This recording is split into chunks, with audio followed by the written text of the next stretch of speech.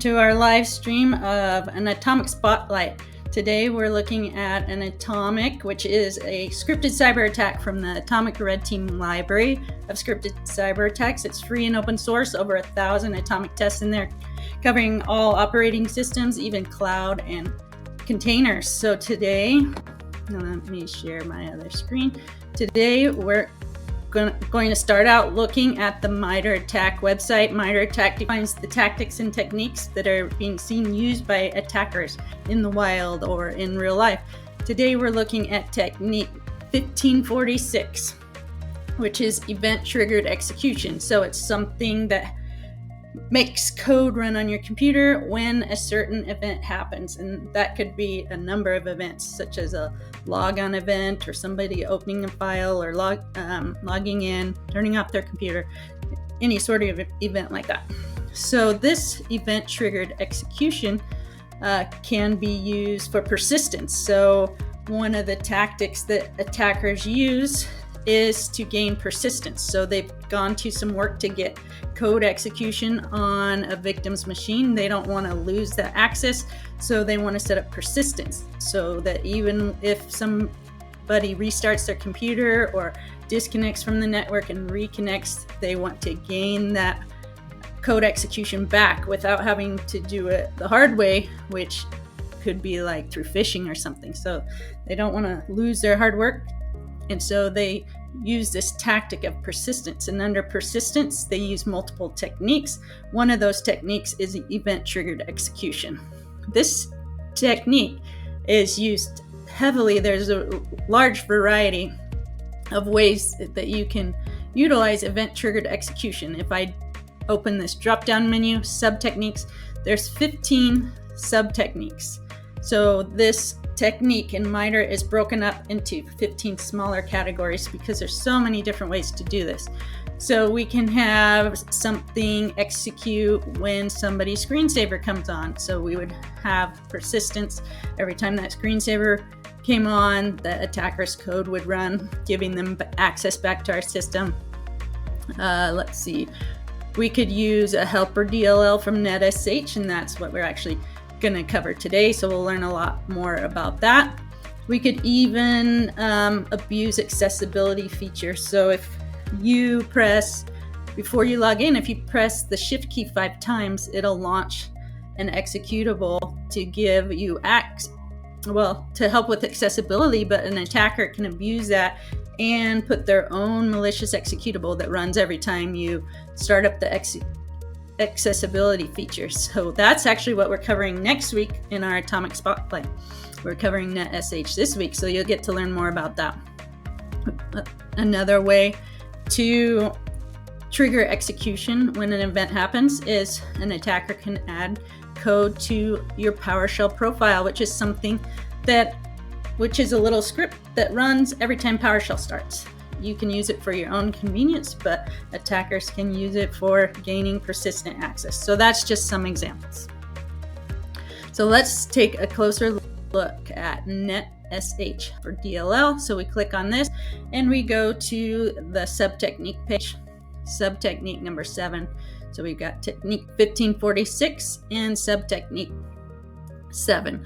So if we read through this, it says that NetSH, which is a network shell, it's a command line tool for working with network settings and is used by system administrators to configure your network. So it explains in here that the network shell or NetSH is extensible, meaning you can add in your own features to what NetSH is able to do by registering a DLL. Say, hey NetSH, here's some new functionality I want you to be able to provide to your users, and it's implemented in this DLL. A DLL is a dynamically linked library, which is a special kind of executable that advertises some functionality that it can do for you or other programs. So it can, sorry, my kids were yelling at me and distracting me. So this DLL, if we register a malicious DLL, we can have it run any code that we want. So as an attacker, we could say, hey, NetSH, please register this new DLL that has new functionality for users. And then every time somebody starts up NetSH, be sure to load our DLL so that this functionality is available for them. But in this case, it's attacker's code, which gives them persistent access. So we're going to emulate this with the Atomic Red Team library of scripted cyber attacks, because as we read through here, we see some examples of groups that use this and different ways we could detect this, but it doesn't really have like a sample DLL for us. We're not really sure the exact command we run with NetSH, and that's where Atomic Red Team comes in with those exact procedures, usually in a variety of ways for you to execute this attack. So in this next view, I actually have the Mitre attack navigator. So all the tactics and techniques that Mitre defines, they have laid out in an attack matrix, which is like the spreadsheet looking thing you see across the top. There's the tactics. So we're talking about persistence here. And then going down, there's different techniques. So under the tactic of persistence, we have all these different techniques that could get us persistence. And the one we're looking at right now is event-triggered execution. And when you have this kind of sideways equal sign here, that means we can expand this out into the various sub-techniques. So we said there were 15 sub-techniques, and we see the one we're interested in today, Netsh Helper DLL. So you also notice kind of a heat map on top of this. Let me close this down. On top of this matrix. And what that is it's representing all of the techniques on the Mitre attack framework that have one or more atomic tests written for it, or one or more scripted cyber attacks in the library of Atomic Red Team's library of scripted cyber attacks. So we have dark red, which means that there's 10 or more atomic tests written, so 10 different ways to execute that technique, all scripted in Atomic Red Team. As you get the lighter colors, the lightest color of red or this light pink means there's just one test. So you can see that there's well over half of all the techniques listed here by Mitre that have at least one atomic test written for them in the library in Atomic Red Team's library. So it is fairly comprehensive and can really help us test our defensive readiness for these attacks. So let's go back to event-triggered execution. We have in little numbers here, I should probably zoom in here. It says 14 out of 15. So if we expand this, we'll actually see that 14 out of the 15 sub-techniques here are colored in. Actually, that one's not, and that one's not. But maybe there's a little bug in there. But the rest of these have one or more. So you see the darker red have more than one. So NetSH Helper has one test. We can see a score of 1 there pops up. And it's also underlined in blue. This means it has a link to the atomic test itself. So this is an easy way for us to jump into Atomic Red Team, which is tied together with Mitre attack by that technique number 1546. So I'm going to right click on NetSH Helper DLL, and I'm going to say View Atomic. And this brings us over into Atomic Red Team's GitHub repository at redcanaryco/Atomic Red Team. And at the top, we see there's just a copy of that description right from Mitre attack at the top, and then it lists the atomic tests. There's only one in this case. So here we have atomic test number 1, which is NetSH Helper DLL registration. So we look at the attack commands, and what it says is you should run this command here from an elevated command prompt, because this is intended for command prompt instead of PowerShell, for example. So it's going to run the NetSH executable with an add helper command, and then it's going to give it the name of a helper DLL or helper file. This hashtag squiggly syntax is really referring to a variable that users of the library can change. So here we have our variables are our inputs. Here we have helper file, and the default value for the helper file is our atomics folder, our technique number, bin, and then netsh helper.dll. So when this actually executes, it's going to swap this in to here. And then it's also going to fill in this kind of magic variable, which is our path to our atomics folder, which for a default atomic red team install is c/atomic red team. So let's jump over to PowerShell. I have installed a PowerShell execution framework called Invoke Atomic Red Team. It works cross-platform if you install PowerShell core on Linux or Mac OS. And I already have it installed and ready to go. So we say invoke atomic test, and we give it our technique number 1546007. And to start off, we'll say show me the brief details, which is just tell me all the names of the atomics within this technique number. And in this case, there's only one, test number 1. So we don't need to specify a test number. We can just say show us the details, and it'll show us the details for test number 1. And this is the same information we already looked at online for this atomic test. We've got a description up here. We've got a unique GUID, which comes in handy for automation, but we don't need that when we're just playing around on the command line. It's got some links to some more information, which we'll look at after we execute this. And it says here's the command, netsh add helper in the helper file, and it shows the input arguments or variables in red. And then it gives us the same command again, but with these variables filled in. So here, helper file gets replaced with path to atomics folder, which is C atomic red team atomics, and then clear out to the bin folder with the netsh helper DLL.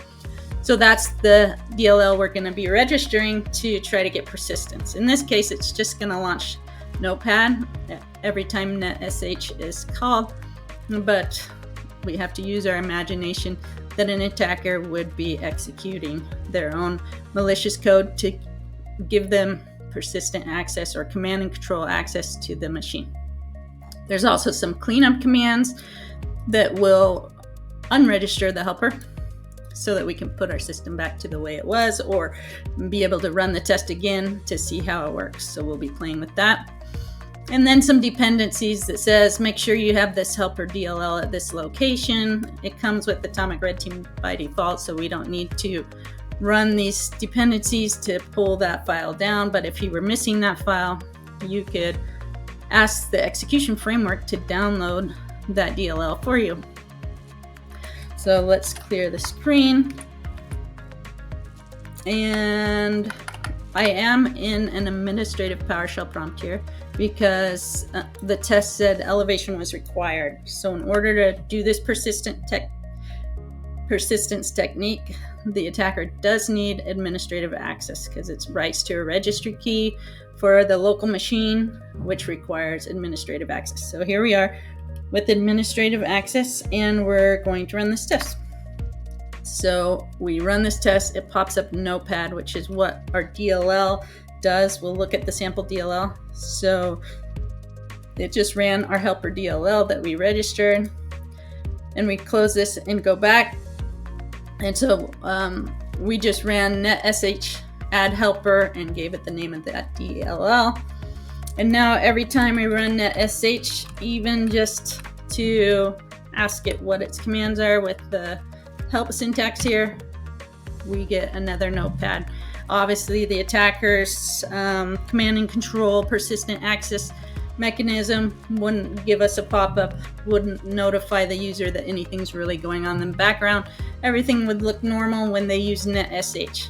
So this persistent technique, if it's really going to give the attacker persistence, needs to actually, something needs to start netsh.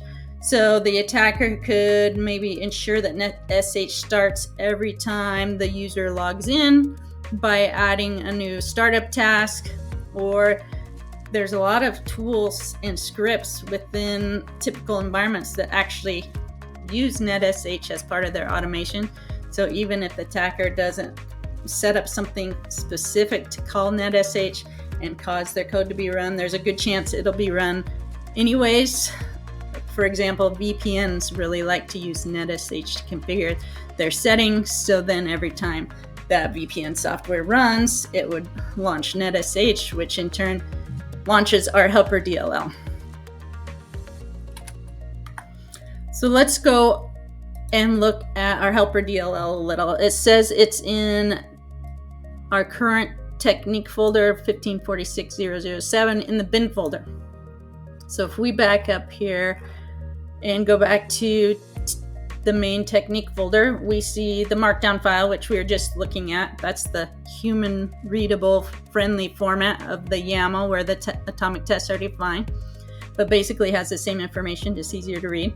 And then we have a source and a bin directory. So bin is for binary, so those are things that are not human readable, such as executables or DLLs. And the source directory is for anything human readable, like a batch script or the source code for something that was compiled in Atomic Red Team. So this is nice because even though it might be hard for us to go in and say, what does this emulated attack DLL do? We can go look at the source of the DLL before it was compiled. So here we go into the source. It's got a solution file, so you may recognize that as something from Visual Studio Code. We can actually open up this code in Visual Studio as an entire project, and we can just ask it to build it for us. We can modify the code. Maybe we don't want to launch Notepad. Maybe we want to do something a little more like an actual attacker than just launch Notepad, if that's what we're trying to test. So if we go into Netsh Helper, there's some C++ code here. We click on that and we see this is it. This is the DLL.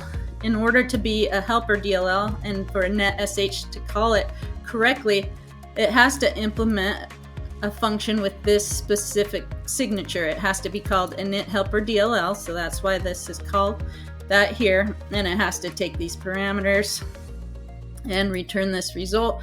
So here on line 8, all we're doing is making a system call to start Notepad. But if you wanted to try something different, you could swap this out in that Visual Studio project and compile it yourself, and then you would be able to substitute in your own DLL when you emulate this attack. And then also in the bin directory, you have the already compiled version of that code we looked at in bin netsh helper DLL. I've got this netsh helper DLL open over here in dependency walker just to show that there is one function exported from this DLL.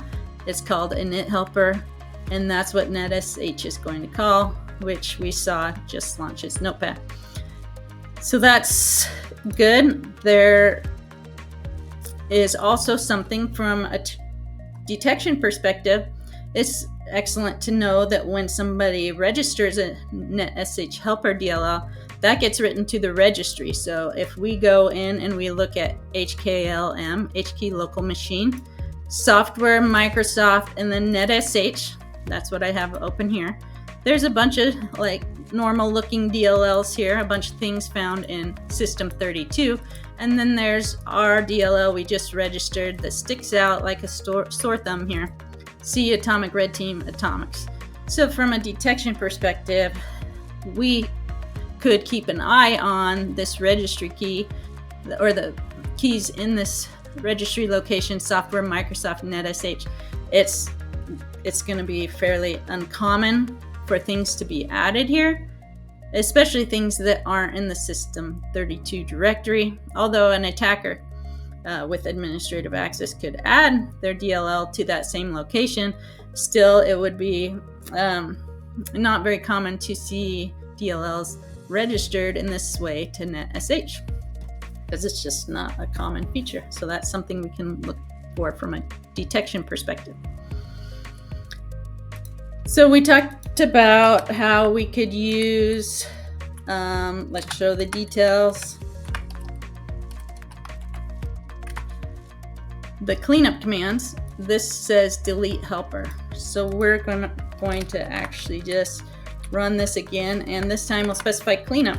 Let's say, get rid of that registered helper. When we run cleanup, it actually runs netsh again. So before we actually delete the helper, we get one more notepad popping up. But after we clear that, we could run netsh again, and our persistence is cleared. We don't see notepad popping up again.